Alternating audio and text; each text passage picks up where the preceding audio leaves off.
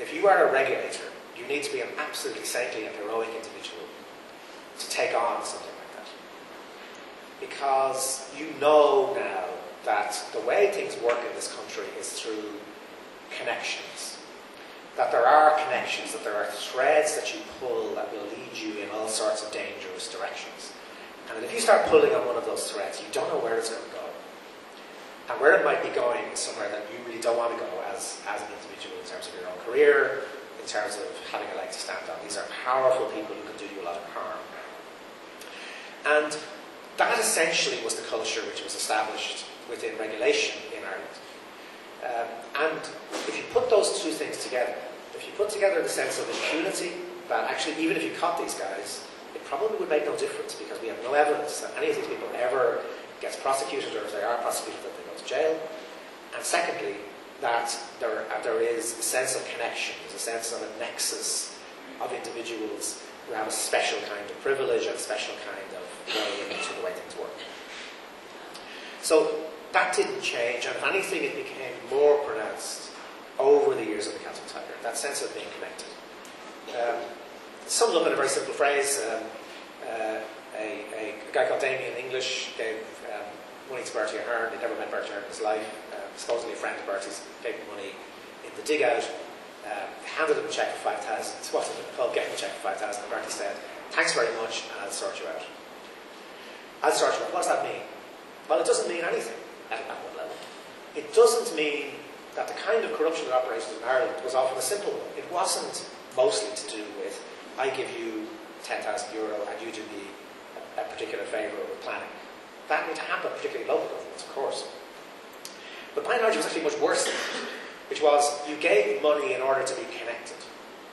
It's a bit like mafia, you know. It's a bit like that sense that you are connected to these people. And I'll sort you out means everything and nothing. You know, it means nothing in particular and everything in general. It means you are one of us. You're a part of the way these things operate.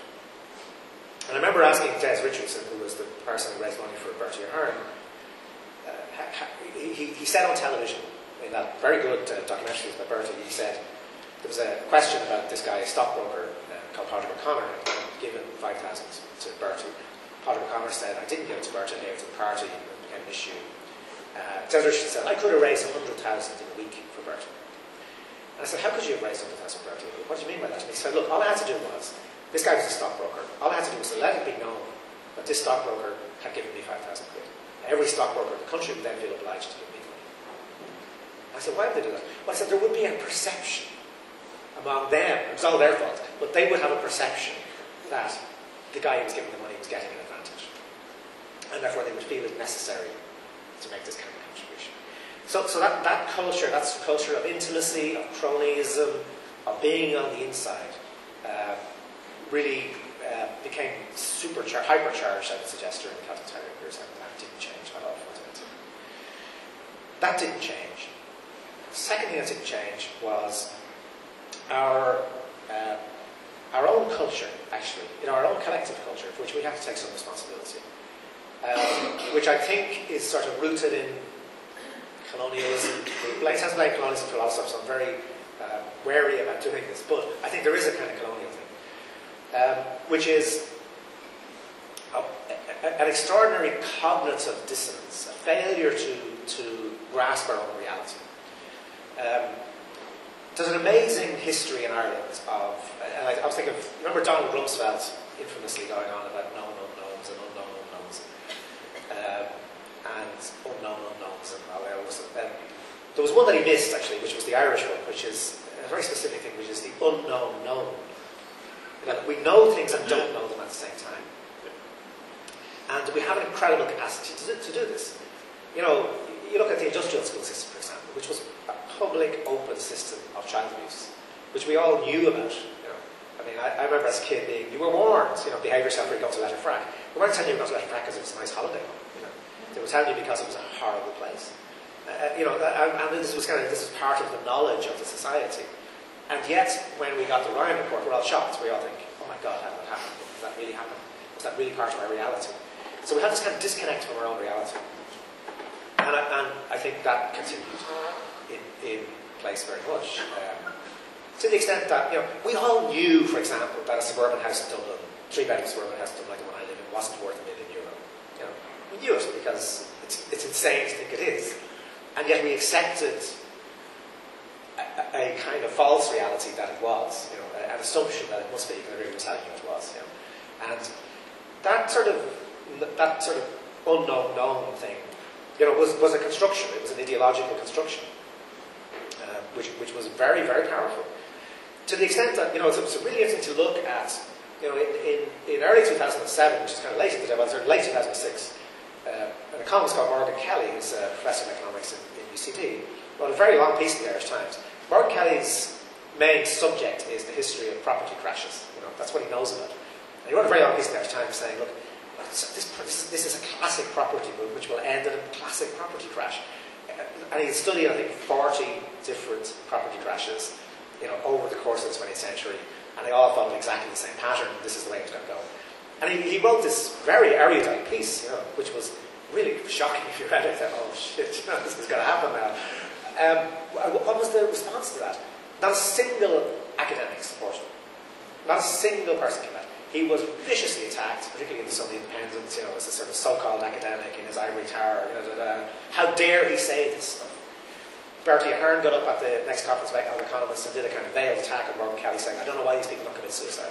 Remember that? The reality, what was known could not be known. It could not be actually taken into our cognitive processes. And a third aspect that didn't change was, incredibly, culturally, we sort of refused to accept the idea that a huge amount of what had happened in Ireland was to do with information technology, for example. That actually we were now supposed to be a world-leading edge information technology society. That was where we had put our eggs. That was the basket into which we put our eggs. And that this might have to mean something. That we actually might have to do something about this. And it's not we didn't know this. There were very good reports done in the late 1990s up to the early 2000s. A number of very good reports saying, look, we have to take this really seriously. We have to be, by about 2005, we've got to be one of the 10 leading countries in the world for broadband, for example. And we did nothing at all about it. It was like, so at the same time they privatised Eircom, which was the only way in which they could have developed a broadband system. And we've ended up being, not in the top 10 countries in the world, but, in an absolutely, mediocre would be putting it very charitably in terms of the development. This is really serious stuff, Every single IT project, big-scale IT project the state invested in was a disaster. And it was a disaster because there was no attempt at all to understand what is this thing you're dealing with. So they don't understand e-voting machines is an example of that, right? For example, no understanding at all of what it might mean to have a machine that does votes. Bertie said, well, we don't want the L pen, paper and pencil. That's all we knew. We didn't want L pen because they were old. We wanted something new and shiny, which was the machines. But no understanding at all, no capacity within the system to understand what this might be about. And you can go through project after project after project after project that was just a complete failure because there was no engagement with what this might be. A fourth aspect of this kind of comes from that, which was aspirationally as a society, we didn't change at all. All this stuff that happened to us, all this kind of shiny, global, high-tech industry going on around us. What did middle-class, nice, decent middle-class parents in Ireland in 2005 want their children to be?